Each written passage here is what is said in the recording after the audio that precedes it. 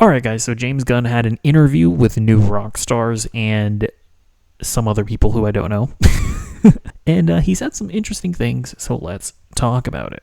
And then there are aspects of Darkseid as in Thanos are obviously very similar. They look very similar. And because of that, I think that, to give you probably more than of an answer than you expected, I don't, using Darkseid as the big bad right now is not necessarily the thing because for a lot of reasons, because Zach did it so cool in his way. Because Thanos and Marvel.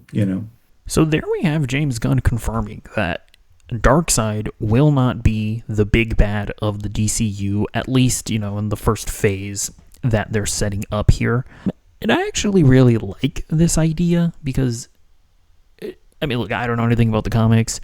Maybe Darkseid potentially would be a unique or a different take on that type of character than Thanos did with the MCU, but at the end of the day, the character looks like what he looks like, and to the majority of the general movie-going audience, they would probably just be like, oh, DC is just doing their own version of Thanos.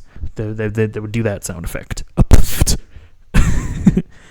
And so yeah, I totally understand this and respect this, and I like it. I also like that James Gunn is just very, honestly being like, he's bringing up Marvel being like, yeah, they did it.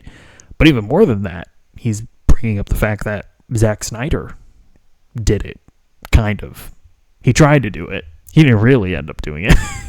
But I like that he even throws some respect over to Zack Snyder being like, yeah, he did it in a cool way. It's debatable if we really saw what he was going to do with it, but but we did see him in that portal in the Snyder cut, right? He was like in a portal or something.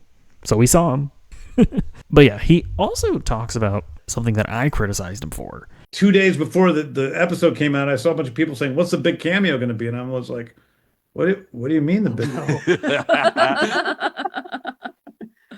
Sorry, Eric. The cameo is Lex. It's the biggest actor we have in the DC.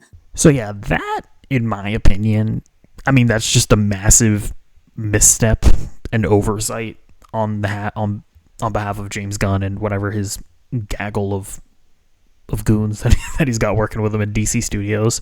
This is just something that Hollywood needs to learn. I feel like they should know by now, but the movie star doesn't exist anymore. We just saw The Rock flop and burn with the crashing machine. The Rock is not a movie star.